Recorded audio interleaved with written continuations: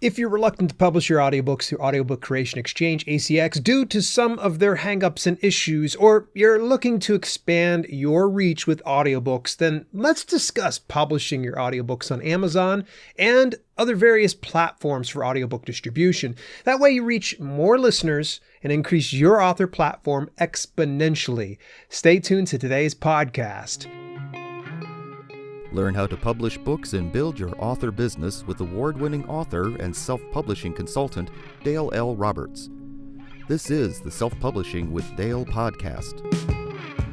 Of course, we're going to jump right into things. And over the past month, I've been sharing, just gushing about my recent experience working with DBL Create. Believe it or not, they're not just sponsors of this podcast. They're my go-to for all things writing now. I went from grinding it out in Microsoft Word or using shared cloud-based systems like Google Docs, but they've all been missing one element or another. For instance, I've leaned a lot on generative AI for assisting with grammar checking, rewriting, or even outlining my work, and even more things. DBL Create, they're a little different. DBL Create is my preferred cloud-based word processing software that has AI integration. When I'm ready to have another person contribute, whether they're proofreading or editing or even collaborating, DBL Create has exactly what I need. For a limited time, sign up for a 7-day free trial to the DBL Create Pro plan, easy for me to say, when you visit my affiliate link at dalelinks.com/DBL Create. DBL Create, it's where innovation thrives. Okay, folks, I have to tell you, before we do jump into things, it's still a sponsored spot. You're like, come on, let's get to the stuff. I just wrapped up a 7-day book writing challenge using DBL Create on my phone. And I'm ecstatic to launch this video tomorrow on my main channel. So please make sure you're staying tuned to something like that, because it is just, you're going to love it. You're going to love it. But yeah, DBL Create has been fantastic, and they were largely responsible for a lot of the success that I've had in doing the 7-day book writing challenge. Sorry, that's a little bit of a spoiler, but all right, well, let's go ahead and get into audiobooks. If you plan to publish beyond ACX, also known as Audiobook Creation Exchange, you got to remember a few things to keep in mind. You must, first of all, use the non-exclusive option. So this means that you're going to take a cut in your royalties. So there's a lot of people out there that don't want to do that. They're like, oh, but I'm going to lose about 15% of my royalty. Yes, if you're non-exclusive with ACX, it is a 25% royalty. It's small. It's not much. But a lot of people make the argument, oh, let me just stay exclusive because I get 40% royalty and it's got the lion's share of listeners through Amazon, Audible, and Apple. Good argument. The problem is, not for everybody. It's not something that is going to work out. For instance, KDP Select is not for everyone. That is not going to be an avenue that's worth pursuing, especially if you're looking to reach out and get more readers. So if for some reason on ACX, you're hearing a lot of people flexing their paydays, or they're sharing their, phenomenal success just using ACX strictly, but you're not seeing it, then we need to have a chat. We need to talk. This is the episode for you. Because, yeah, you only get those 3 avenues. And not to mention, Apple distribution through ACX is not a preferred partner. In fact, they don't give the same royalty that they do, say, for instance, with Findaway Voices or other partners, preferred partners of Apple. So that's something to kind of bear in mind is, you'll be able to get those 3 avenues, but it has its limitations, not to mention the fact that ACX puts a price on your book without your say-so. That's the part that sucks. Now, I'm not going to get on a rant like I did last week. We're just going to stay on track this week. But you all will know that I'm not too happy when it comes to ACX and some of their predatory practices. So, one thing I will say that ACX gets right is their audiobook specs. Their specifications are on point. It is literally the gold standard of this business. If you can get your audiobook to where it's dialed into the specs for ACX, you will be fine on every other platform. Now, here's the cool and good news. Let's say you just want to skip ACX and you don't want to deal with them and you don't want to do their specs. That's totally fine. I would still recommend you use their specifications. It's very stringent, and what comes out is going to be a far superior product than if you were to, say, for instance, open up your iPhone and start recording your audiobook and then distribute it as such. that's not a good look. I would recommend using ACX's Audio Lab. And the Audio Lab is 100% free. You could just go ahead and Google it up. I didn't put it inside the show notes. I think you guys and gals can kind of figure that one out. But use that Audio Lab. It's really, really helpful. I know my sound engineer here at the local studio had used it and loved it. Prior to it, he was having issues and he was going to drive his head through one of his sound booths after so many times of me bouncing it back to him. And then when I handed him the Audio Lab with ACX, boom. It was working really, really well using that. Just keep in mind here, folks, you cannot use non-exclusive as an option for royalty share deals. So if you've already done a 50-50 royalty split over on ACX, it's not possible. You're just going to be stuck on that platform. It's just the reality. If you want to get exclusive with a 50-50 royalty split, you must buy out your agreement with the royalty share narrator. It's not something that's great. I've never been a big fan of, the whole royalty share thing, but I do know that it's a necessary evil for a lot of folks out there, and you might be one of those as well. But just fair warning, chances are very likely you're going to have to pay the per finished hour rate of that narrator. And in some instances, if that audiobook has been on the market for a while and it has been performing really well, chances are super likely that narrator is going to gouge that PFH, that per finished hour, because they know what they stand to lose by breaking that agreement here with you. And keep in mind too, if you do break that agreement, you have to delist that audiobook. You keep the audiobook rights, but in the same instance, you have to upload it again, all right? And it starts out brand new. You won't have any of the reviews. It sucks. So again, I don't recommend royalty share unless you absolutely have to. So let's talk about 5 avenues to consider beyond ACX, because I can sit here and do a whole punch down video on ACX, which I have done in the past. Today, it's not about ACX so much as it is the other platforms for you to consider. And I've been one of the biggest supporters and the people that have been trumpeting like Findaway Voices every time that I can get. They're an Ohio-based company that actually got acquired by Spotify. I think it's already been a couple of years now at this point. And as Spotify had picked up the entire parent company of Findaway, and they started to take control of Findaway Voices. They moved the entire staff for Findaway Voices to complete remote work, which is kind of cool. I think it is. And they've done a few other options, including getting the Spotify distribution for audiobooks. Now, more recently, they had explained that even though there is an 80% royalty that you're going to get through Findaway Voices, if you are getting any sales on Spotify, it is 100% of the royalties and the net profits coming through Spotify. Now, a side note, Spotify for per sale, you're going to get 50%. Okay. I know it's a lot of I'm saying 80% and 50%, 80% of net profits on any of the avenues that are going through Findaway Voices, but Spotify. There is a little bit of preferential treatment when it comes to Spotify for obvious reasons. And over, I'd say about a week or two ago, they just announced that premium subscribers for Spotify can actually start streaming your audiobooks. Now, it is an all or nothing thing. So if you choose Spotify, you will have the a la carte option as well as the pool-based option. So meaning that you're going to be paid from a pool of the subscribers.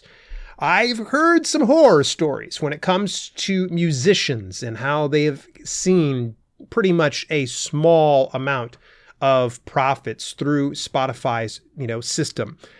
I reached out to Findaway Voices for comment about it, which I will, of course, address this in my news segment later on today. All that to say this, that it's a little bit on shaky ground, in my opinion, when it comes to the whole pool-based system. So I can't weigh in on that one way or the other, but I would really love it if Findaway Voices did make the option to choose either or both. That's totally fine with me. So again, 80%, folks, for anything else outside of Spotify. There are literally over 40 different platforms that Findaway Voices hits. In fact, there's a lot of companies that leaned on Findaway for that distribution because it is so incredible. And they hit, you ready for this? One of my favorite areas, libraries. I'm a big library nerd. I totally believe that my books should be in the library because That's where I go. That's where I live. That's where I enjoy my content. I get a lot of stuff there. And it's not just going to Amazon. I do go a lot to libraries. So what I would recommend, folks, is with each one of these avenues, as well as Findaway Voices, make sure that you're reading the agreement that you sign on for, because there's going to be a bit more clarification when it comes to some of these percentages, because I could spend an entire podcast just talking about Findaway Voices, different avenues, and each of the percentages that you are given. You do not have to use all of their 40 plus retailers and libraries. So that means if for some reason you're like, Dale, I hate Spotify, it's terrible, I don't want to use that one, but I want to hit libraries, totally fine, you can do that. Let's say, for instance, you want to skip ACX, but you still want Amazon and Audible as well as Apple, you can go through Findaway Voices. Side note here, Apple considers Findaway Voices a preferred retailer, a preferred partner. So they actually give them a 45% royalty for each one of those sales. Now keep in mind, you're going to get 80% of that when it comes through. But Findaway Voices, fantastic platform. All right, another one that you can take a look at, and this is one that I've been really digging into lately. It was about a few years ago I stumbled over them. Actually, it's been quite a few years, probably 2018 when I first discovered them. And the platform is called PublishDrive. Now, before you start tuning out here, if you've heard of PublishDrive before, you're probably going, no, don't think so. It is not a platform that you're free to upload content, all right? It's not free distribution. But the nice thing is there's no revenue share. So this means you get 100% royalty for each one of your sales, 100% of the net profits that come in, that is. So they are a subscription-based site, meaning that in order to distribute your audiobooks through PublishDrive, you have to pay a monthly subscription fee. Now, last I checked, it was about $15. I probably should have put this one down in my notes, but it just completely slipped my mind. It varies upon how many audiobooks you want to distribute through them. Now, it will say 2 titles or 10 titles or something like that. What it's saying is the different iterations. So this means that if you want to publish your ebook, your print book, and your audiobook through PublishDrive, that's 3 titles technically, according to them. So that's going to increase. For me, I actually picked up a lifetime deal through AppSumo where I could actually distribute audiobooks, and it was like $97 or something like that. And I ended up getting 97 slots, and I don't have to pay a dime for these from this point on. Unfortunately, I don't think that AppSumo deal is around anymore.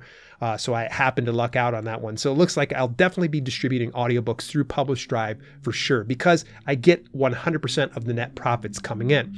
Now, you're probably saying, net profits, you keep saying this here, Dale, you keep saying this. Well, because Findaway Voices and PublishDrive act as middlemen, they're going to take a percentage of the cuts that are coming in.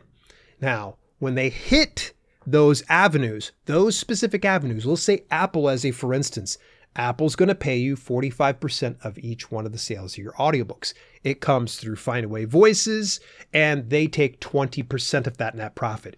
With PublishDrive, it does not do that. Now, I don't know if they have direct line to Apple. I don't think they do. They actually do lean on Findaway for distribution.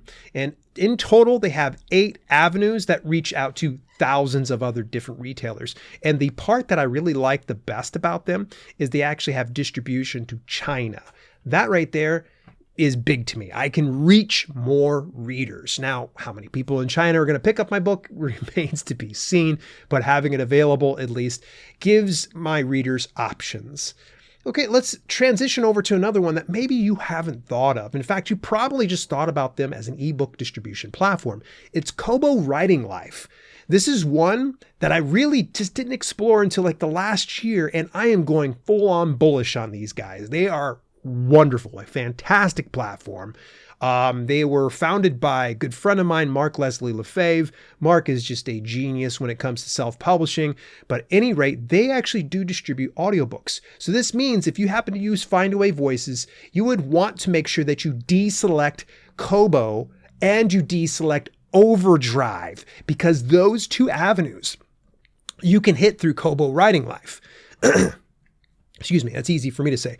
45% royalty for anything that is $2.99 and up. That's right, you get to price your book. Like Findaway Voices, you get to price your book, ACX? No, you don't get to price your book. They price it for you. Now, if you happen to want to price an audiobook below $2.99, it'll be 35%. A little bit of a tip here. Just price your book at $2.99 or higher. Even if you feel like it's shorter, it's only $3. I don't think that's going to decrease your sales by at all. If you're like, I really want to have my audiobook at 99 cents, but it's not allowing me to do that. Just do the $2.99, get that 10% more. And here's the cool thing, 45%. Yeah. Let's look at ACX again. 40% versus 45%. I get 5% more and I get to choose how much? Yeah. That would be great. Now, Overdrive. The reason why I bring up Overdrive is that is the library distribution that I really like to have. In fact, I actually use Overdrive's app called Libby. And Libby is great for doing ebooks as well as audiobooks. And I've done it a number of times through them. It's a mobile app. Really, really love it. So getting Overdrive distribution is huge. Now, bear in mind, you could still hit those two avenues through Findaway Voices. But remember, Findaway Voices is going to take 20% of your cuts. You might as well cut out the middleman, go right to the source. And that's the nice thing about Findaway, is that they allow you to deselect distribution. ACX, no, it's all or nothing. It's all or nothing. Now, speaking of all or nothing, this next one, it was kind of surprising. I actually did a little bit of research before I got into the podcast today for obvious reasons, because things change on a regular basis. I was always led to believe this next platform was an all or nothing type situation, but I think it actually has changed more recently. And the platform's called Authors Republic. They have over 50 different platforms divided into 3 categories that you can select based on your needs. Now, the 50 different platforms are put into these 3 platforms, but the distribution and how they get them, a large part of it goes through Findaway. You can see how big Findaway Voices is because people land on them. But they break out their categories into 3. Now, you can deselect or select any of those 3, but if there's a particular avenue that is underneath a category that you would like to remove from that, unfortunately, that is just not possible. So their first category is Amazon Audible. Okay, great. So that means if I want to do ACX and Authors Republic, I can just deselect Amazon Audible through Authors Republic, and I'm set. They have a second category called Retail Distributors, and a third one that's called Music Channel Distributors, which is fairly interesting. It's probably tapping into YouTube Music, I'm just assuming on this one. But they used to have this all or nothing type philosophy. Now, at least they have different categories you can select and deselect. This has gotten my attention, and I'm going to do a little bit more deep diving into this for my next audiobook publication, because if I can deselect Amazon Audible and the retail distributors, but hit music channel distributors, I'm probably going to go ahead and use them. The reason why I'm going to skip retail distributors is I'm sure a lot of those avenues are handled by Findaway, and that's just redundant, and I don't want to have my audiobook being published twice to a certain area. And I recommend that when you do plan out your audiobook publishing, that you really think about where you're going and really pay attention to those things. Now, Authors Republic offers 70% of net profits, about 10% less than Findaway. Now, keep in mind, if they're going through Findaway, there's going to be another cut that's being removed from that cut. So that kind of gets a little bit messy. It's one of the reasons why I have not used Authors Republic, but now that they have the option to deselect 3 different categories of any of those, it definitely gives me pause and makes me think about things. Now, this is another avenue that I'm definitely going all in on in 2024, and it's direct sales. Direct sales, you can have it fulfilled through a number of places. I think PayHip does one of them. The one I want to mention is BookFunnel. Now, BookFunnel typically has been used for like ARCs and doing any type of newsletter swaps, things like that. If you want to do audiobook distribution through them, it's about roughly $10 per month. You got to read some of the fine print to figure out what that's going to entail, because I do know on some of the more basic plans, if you have a short audiobook, they're fine with the distribution. But when you start to get something a little bit heavier as far as the data goes, they're probably going to get you to pay more per month. I didn't dig too far into that just yet, but the fact that I can do direct sales, instead of sending someone over to Amazon or Audible, I can bring them directly over to me, only have to pay, let's say $10 per month, and I get 100% of the royalty minus any of the payment processor fees. So really, really cool. I have covered a lot of these things really, really fast. It's like drinking from a fire hose here, folks. But let's go ahead and put it all together. I'm going to hit places like ACX, Findaway Voices, Kobo Writing Life, since I got Kobo and Overdrive there, PublishDrive, and then BookFunnel for direct sales. Possibly I'll remove ACX because I've just been so against them as of late. Until they can kind of prove to me that they're just not out to just use me and throw me out and discard me. So the BookFunnel avenue is one of those avenues I definitely want to look into and really try to suggest the same for you. Because the more independent that you can get yourself, the better. Because you never know with a platform like ACX if they're going to go ahead and terminate your account, or if any other platform goes belly up for whatever reason. You at least have with direct sales, you have a direct conversation with your listeners. Now, I want to give you a couple honorable mentions. I've mentioned them in the past over here on this podcast. Lantern Audio, formerly known as Listen Up Audio. Audiobooks Unleashed, keep in mind with that platform, they actually have a vetting process. So you actually have to apply to use their platform. And then the other one's called Xinxi. That's spelled Xinxii. Definitely look into that one. I played with them for a minute or two, but haven't really seen any particular results. But that's on me and not on Xinxi. All right, well, just a quick shout out here, folks, to my sponsors, DBL Create. Get free or premium access when you use my affiliate link at dalelinks.com/DBL Create.